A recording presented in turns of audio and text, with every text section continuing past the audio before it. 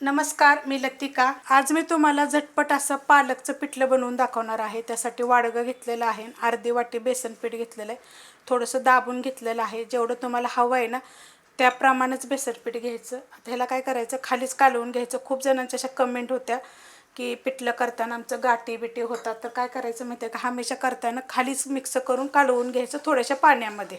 मस्त असं बघा मी मिक्स करून घेतलेलं आहे। पूर्ण जेवढ्या गाठी असतील ना तेवढ्या सगळ्या फोडून घ्यायच्या।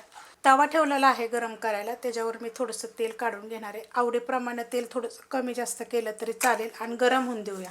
तेल गरम झालेलं आहे। छोटा 1 चमचा बघा मोहरी टाकायची, मोहरी चांगली फुटून द्यायची। त्याच्यामध्ये छोटा 1 चमचा जिरं टाकायचं, हिंग पावडर, कढीपत्ता, एक मोठ्या आकाराचा कांदा।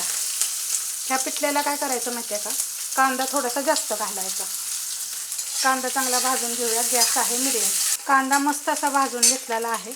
हिरवी मिरची आणि लसूण असा कुटून घेतलेला आहे, मोठा मोठाच। बारीक जरी केला तरी चालेल आणि तुमच्या आवडीप्रमाणे मिरची टाका आणि लसूण टाका। 4 पाकळ्या लसणाच्या आहेत आणि 2 हिरव्या मिरच्या आहेत। ते चांगलं भाजून घेते। मस्त असं बघा मिरची आणि लसूण टाकल्यानंतर चांगलं परतून घेतलेलं। लसूण थोडा मोठा मोठा कुटला का नाही की चव छान लागते, पण चांगलं परतून घ्यायचं जेणेकरून भाजलं पाहिजे चांगलं हे। त्याच्यामध्ये थोडीशी हळद परतून घेऊया चांगलं। आता ह्याच्यामध्ये टाकायचे आपल्याला पालक। आता आपण ही पालकचं पिठलं बघतो, तर 1 मुठभरपेक्षा जास्त अशी पालक आहे, स्वच्छ धुवून कापून घेतलेली आहे। मेथीचं पिठलं सगळ्या म्हणजे रेसिपी तर मी खूप टाकले ते पिठल्यांच्या वेगवेगळ्या पद्धतीने। हे चांगलं 2 मिनटं परतून घ्यायचं। मस्त असं बघा परतून घेतलेलं आहे। त्याच्यामध्ये टाकायची कोथिंबीर, कोथिंबीरची देठं पण टाकायची, ती पण छान लागतात। त्यात टाकायचे आपल्याला चवीप्रमाणे मीठ, मिक्स करून घेते। त्यात टाकायचे आपल्याला शेंगदाण्याचं कूट। आता मोठं मोठं कुटून घेतलेलं आहे मी, 1 वाटी टाकलेला आहे। चमच्याच्या मापानं 3 चमचे टाकायचे। थोडंसं कमी जास्त जरी केलं तरी चालू शकते, नाही टाकलं तरी चालेल। आता हे पण परतून घेते।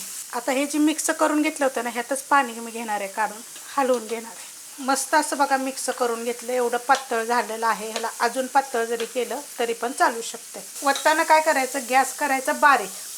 आता हे ओतून घेऊया, हलवून घ्यायचं आणि वतायचं अशा पद्धतीत।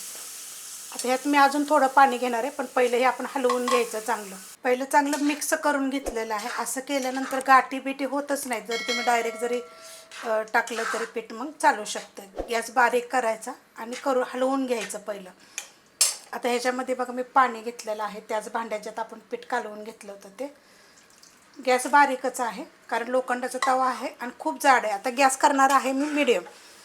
सुक्कं जर तुम्हाला पाहिजे असेल का नाही एकदम मोकळं मोकळं, तर हे पाणी जे आपण आता वरनं टाकलं होतं ना ते बिलकुल टाकायचं नाही, झाकण ठेवायचं। तर हे पहिले मी कालवून घेते। मस्त असं बघा पाणी टाकल्यानंतर मी हलवून घेतलेलं आहे। अशा पद्धती झाल्या। अजून जरी पातळ जरी केलं ना तरी पण चालू शकते। मला असंच पाहिजे त्यामुळे मी असंच केलेलं आहे। पण तरी पण हे काय करायचं माहिती आहे, गॅस मिडियमच आहे, शिजून द्यायचे।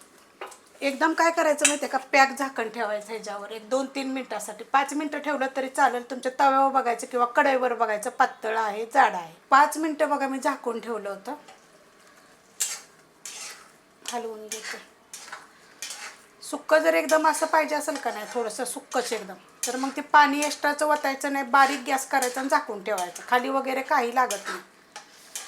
खूप चविष्ट होतं बरं का हे। एकदा असं करून बघा झणझणीत। कधी असं जेवण जात नाही, तब्येत ठीक नसेल, काहीतरी वेगळं खाऊ वाटलं तर असं पालकचं पिठलं करायचं, एकदम चवदार होतं। खूप मस्त झालेलं आहे। रेसिपी आवडली तर लाईक करा, सबस्क्राईब करा, कमेंट करा आणि शेअर बी करा।